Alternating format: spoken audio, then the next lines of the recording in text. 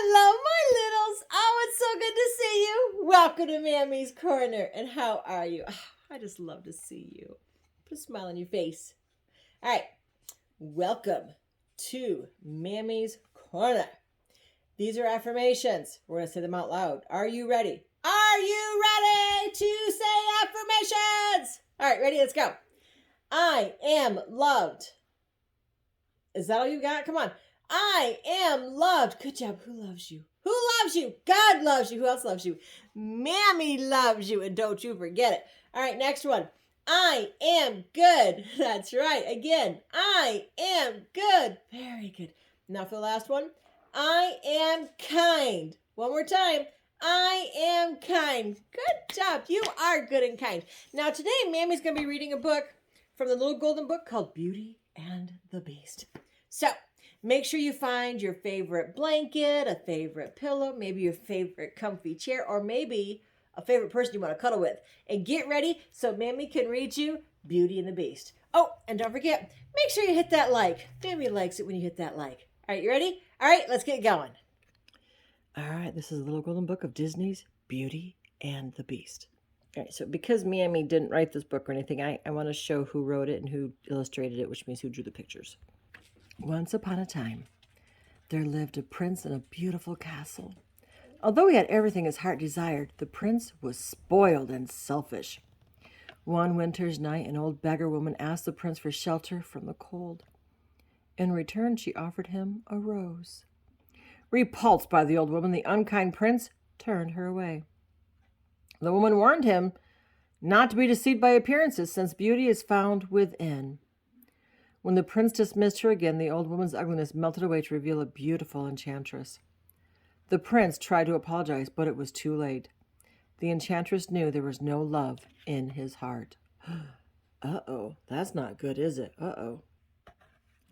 As punishment, the enchantress turned the prince into a hideous beast. Then she placed a spell on the castle and all who lived there. The rose she had offered him was an enchanted rose. It would bloom until the prince was 21. If he could learn to love and be loved in return before the last petal fell, then the spell would be broken. If not, he would remain a beast forever. Oh no. Ashamed of his monstrous form, the beast hid inside the castle. A magic mirror was his only window to the outside world. As the years passed, he fell into despair. Slowly the rose began to wither. He did not believe anyone could ever love him. Oh, that's so sad. In a nearby village, there lived a beautiful young woman named Belle. Belle, unlike the other girls in the village, cared only for her books. She always felt out of place. Belle loved to read about adventure and romance. Her father, Maurice, loved books too. Maurice was an inventor, a genius according to Belle, a crackpot according to the townsfolk. Belle is even stranger than her father, the villagers whispered. Her nose is always in a book, and her head is in the clouds.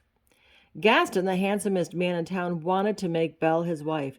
Even though she thought he was a brainless brute and turned him down again and again, Gaston was determined to wed the lovely Belle. One cold day, Maurice hitched his horse Philippe to a wagon and set off to show his latest invention at a faraway fair. But Maurice read the map wrong and became lost in the forest. As an icy wind whistled through the trees, he suddenly heard the howling of wolves. Philippe bolted, and Maurice fell to the ground. Trying to escape the wolves, the frightened man ran deeper and deeper into the woods. Oh, no. How scary. He came to a castle and stumbled inside. There he was greeted by Mrs. Potts, the teapot, Cogsworth, the clock, and Lemire, the candelabrum, who had all been servants of the prince. But before he had time to marvel over these strange creatures, an even stranger one appeared. The beast. Oh, no. When Maurice stared in horror, the beast howled angrily. Then he scooped Maurice up and carried him off to a dungeon. How scary. Meanwhile, Philippe made his way back home. Belle took one look at the riderless horse and knew something awful had happened to her father. Philippe, take me to him, she cried, leaping onto the horse's saddle. Without a pause, Philippe thundered off towards the woods. When they reached the castle, Belle burst inside and searched frantically for her father. The enchanted objects led her to the dungeon. But just as she found Maurice, the beast appeared. Belle let out a terrified gasp at the sight of the hideous creature. She begged the beast to free her father. When he refused, she bravely offered to take Maurice's place. "No, Belle," Maurice cried. But the beast agreed to the exchange. Oh, how scary. She's there to save her daddy. Before Belle could bid her father goodbye, the beast led her to her room. "The castle is now your home," he said gruffly. Belle was free to go anywhere she liked, except the West Wing. "You will join me for dinner," the beast ordered. "That's not a request." Still, Belle refused, and the beast stomped off in anger. That night, Belle slipped out of the room and found her way to the forbidden West Wing. There she saw the enchanted rose by the window. When she reached out to touch it, the beast suddenly appeared on the balcony outside the window. Belle screamed and fled from the room. Ooh, she got scared. Her heart pounding, Belle ran out of the castle, mounted Philippe, and galloped off in the night. But a pack of wolves soon had them surrounded. Belle was helpless. Suddenly the beast was there, throwing the wolves aside. Belle heard terrible snarling and howling as the beast and the wolves battled for their lives. At last the wolves ran off into the woods, but the beast lay in the snow, badly injured. Back at the castle, Belle carefully tended the beast's wounds. Gentle as she was, the beast roared in agony. "I barely touched you," said Belle. Then she saw the look of pain on his face. "I forgot to thank you for saving my life," she added softly. The beast only grunted in reply, but when Belle turned away, a hint of a smile appeared on his face. Aww. In the days that followed, the beast tried to be a proper host. He showed Belle his library, and she began to teach him how to act like a gentleman. "Perhaps it isn't too late," Cogsworth whispered to Mrs. Potts and her son, Chip the teacup. "If Belle could only love the beast, this dreadful spell might yet be broken." Before long, Belle thought of the beast as her dearest friend, and the beast thought of little but the beautiful Belle. One night, while she was teaching him to dance, the beast asked Belle, "Are you happy here with me?" "Yes," she said without hesitation. But the beast saw a trace of sadness in her eyes. Then Belle added, "If only I could see my father again for a minute." "You can," the beast said, handing her the magic mirror. Belle gazed into it and saw Maurice trudging through the forest. He looked frail and old. As she watched, she collapsed in a heap. "I must go to him," Belle cried. "He might be dying." "I release you," the beast said sadly. "But take the mirror, then you'll always have a way to look back and remember me." With a magic mirror to guide her, Belle soon found her father and brought him home. But their happy reunion was cut short by a pounding on their cottage door. The townspeople had come to take Maurice away. Gaston's friend LeFou stepped forward. "Maurice has been raving that you were imprisoned by a hideous beast," he said. "Only a crazy man would tell such a tale." "Oh no, what's going to happen, my littles?" "But it's true," Belle protested. Her worried eyes searched the angry crowd and fell on Gaston. "Gaston," she cried, "you know my father isn't crazy. Tell them." Gaston whispered to Belle that he might be able to calm the crowd if she promised to marry him. "Never!" Belle exclaimed. "And my father is not crazy. There really is a beast, and I can prove it." She turned to the crowd. "Look in this mirror and see." The townspeople looked at the beast in the magic mirror and grew frightened.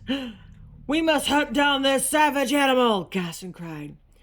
After locking Belle and her father in the cellar of the cottage, the villagers rode off to storm the beast's castle. Luckily, little Chip had stowed away and Belle settled back, and after the villagers were gone, he used Maurice's latest invention to release Belle and Maurice from the cellar.